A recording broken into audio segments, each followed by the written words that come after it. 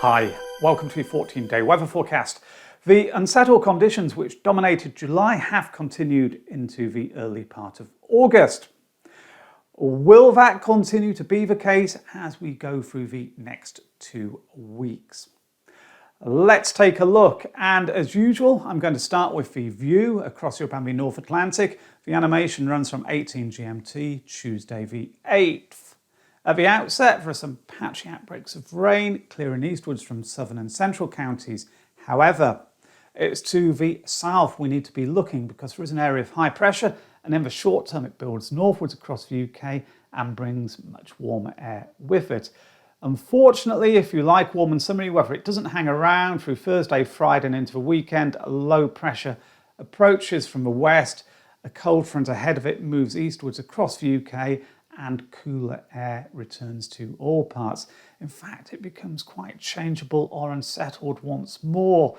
Saturday here, 18 GMT, the isobars are packed quite closely together, so rather windy conditions. Also showers or longer spells of rain affecting much of the UK. Running this through to its conclusion, the area of low pressure remains close by. It's going nowhere fast, so the changeable conditions continue. There are indications, though, by the end, so through Tuesday and into Wednesday, that high pressure to the south will be trying to influence things a little bit more once again, so perhaps turning drier in southern and central counties. It's a long way off, though, and the details are uncertain. The jet stream and air temperature sequence associated with the same computer model run on these animations. The mottled shading indicates where the jet stream is, the greens indicate rather cool air for the time of the year, the oranges and yellows and reds, the warm air. And remember, this is at about 1,500 metres above sea level, at least the air temperatures are. As I run the animation, what we see is the jet stream stays close to the UK for much of the time, although it does weaken. So a less vigorous Atlantic flow later on there, but it's still an Atlantic flow. The chance of showers or longer outspells of rain remains as areas of low pressure start to push in from the west. Maybe not as deep as they have been recently. It's not a settled picture though by any means. The 2 metre temperatures through the first week, the forecast maximum is here for Thursday. This is when it's turning very warm. The high pressure's building and warm upper level air is moving northwards across the UK. 28 Celsius being shown as a maximum in eastern England, but widely 25, 26, 27 in England and Wales. It's quite warm there in Scotland and northern regions too. Jumping ahead to Saturday, the cooler air is returning. Maximums now 22, 23 in East Anglia and eastern counties. It's cooler in the west. Going forwards to Monday, and maximums now around 21, maybe 22, 23 locally. Still not a great deal has changed, so it's fairly average by this point for the time of year. Once again, though, cooler as you go northwards and westwards. That's shown quite nicely on the Mogreps G ensemble temperature plot for London. In the short term, there's a distinct upwards trend reaching its peak here on the 10th of August, around 25, 26, 27 Celsius.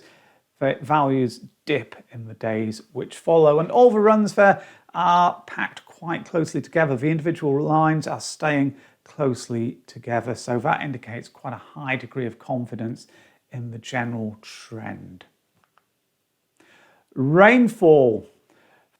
These are the forecast totals in millimetres for days 0 to 5 from the ECM and GFS models. Wettest in the north and the west, driest in the southeast and East Anglia. But there is some uncertainty about the second part of that statement. Let me show you why. Here are the rain forecasts for 00 GMT and 03 GMT on Saturday the 12th from the UKV model. Look at East Anglia and southeastern England. The yellow, green and orange shading in those areas indicates thundery downpours. In other words, if the UKV model is correct on this particular update, the values for the southeast and East Anglia shown on the previous two forecast charts will be wrong. They will be too low because there could well be some very high totals around if this is right.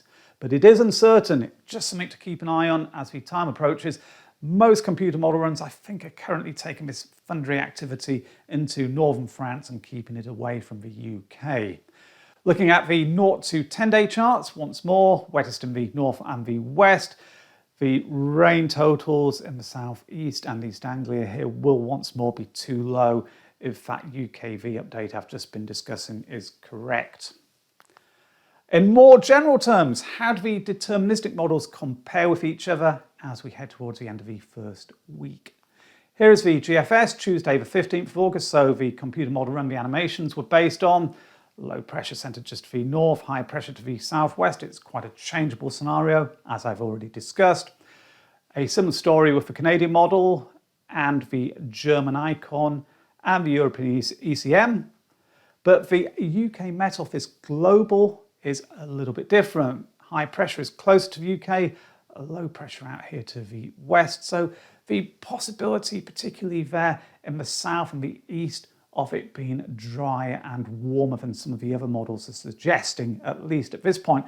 Taking them all together, though, I think the general summary is there is a greater risk of rain as you head northwards. That's also where the lower temperatures will be. Conversely, warmer and drier periods are more likely in the south. Does that general trend continue to be the case as we head through week 2? As ever, remember, at this range it is most definitely not about details. It's just trying to identify the direction of travel from the Ensemble data. Starting with the 16-day GEFS plot for London. Air temperatures across the top, and the signal really is for them to be mostly above average. They climb through the first few days. You can see the thick purple line there, the ensemble mean, rising above the thick black line, which is the 30-year norm. Rain, well, it's ongoing. There isn't a huge number of spikes, but they do continue to appear, so not completely dry by any means. But all in all, not too bad compared to recently. If it's drier and more settled weather, which you're hoping for, there is a little bit of promise there. The 2-meter temperatures using the data table, this shade of orange dominates. Those are runs going for maximums between 21 and 25 Celsius. There is some red showing up as well, the 26 to 30s and some of the lighter orange, the 16s to 20s. Very similar actually to last week's update. Probably close to average temperatures on a number of days, but there is a possibility at least of some warm conditions at times. Up to Manchester to see how things are looking as we head northwestwards. The air temperature profile here is a little bit different. It's close to average. There isn't that warm signal, at least if there is, it's only very, very weak later on. Most of the runs are keeping 850 HPA values close to that thick black line, which is a 30-year norm. Also, for more rain spikes on the lower part of the plot, it's a wetter picture. In fact, it looks quite wet on the whole. So a significant difference over a relatively short distance, so from London to Manchester. And that really highlights quite a lot of uncertainty in how things will play out at this point, because there is that potential for the more unsettled conditions, for wetter conditions, to push into the southeast. It's, as I say, very uncertain in my view. Here are the 2-meter temperatures in the data table for Manchester. The lighter shade of orange here is the majority on most days, so 16s to 20s, cooler as we go northwest. How do things look as we go up to Glasgow? Air temperatures across the top, closer to the Manchester profile from the London one, as one would expect really. There isn't a signal for warmth here. The clustering is quite good. Most of the individual lines representing the individual runs are close together, and they are staying close to that thick black line, the 30-year average. But in terms of rain spikes, there are more on this plot than there were on the Manchester one, significantly more. It's a wet picture. It's really just reinforcing that message of wetter conditions being more likely as you head north and west across the UK.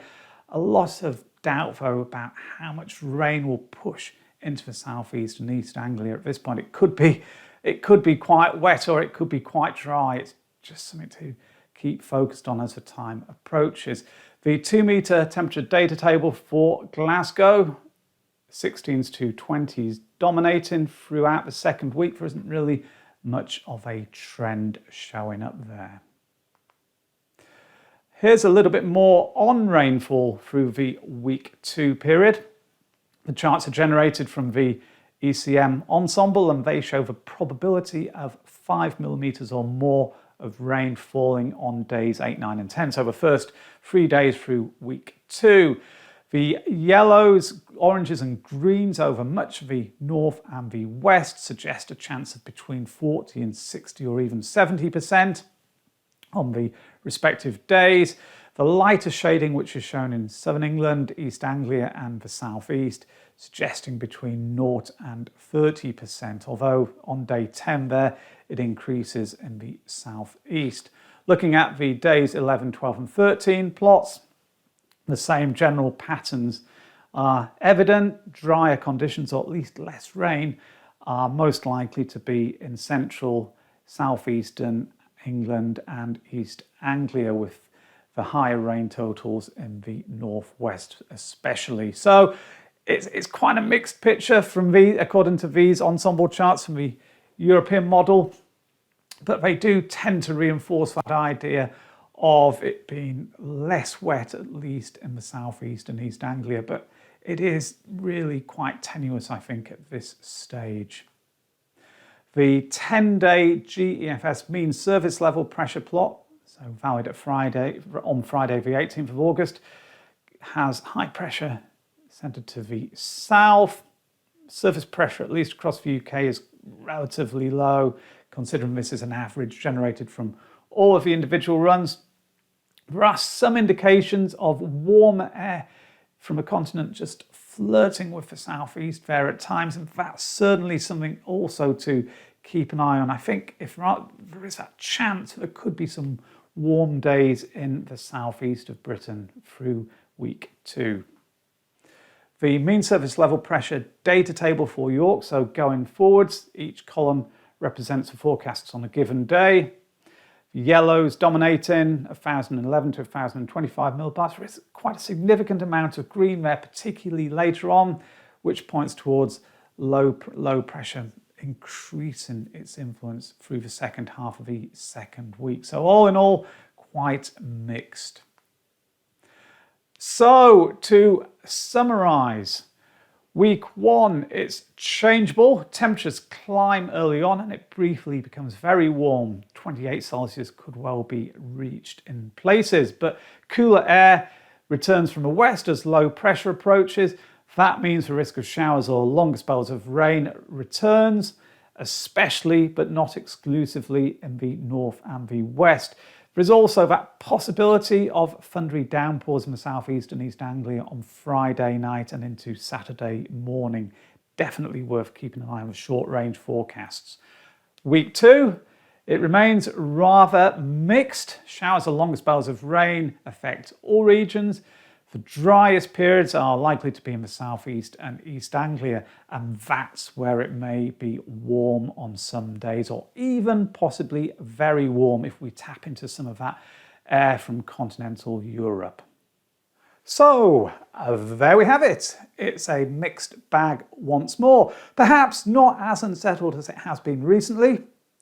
The weaker jet stream and less deep areas of low pressure would tend to support that idea, but there's still a risk of showers or longer spells of rain in all parts of the United Kingdom, and no indication at this stage at least of a prolonged period of dry and very warm conditions. Quite a lot different to a number of recent years. Anyway, I hope you've enjoyed this video and found it useful. If you did, then as usual, please consider hitting the like button and also subscribing to the channel if you haven't done so already. And stay up to date with the day-to-day weather developments by checking out the TheWeatherOutlook.com website. Thanks very much now. Bye.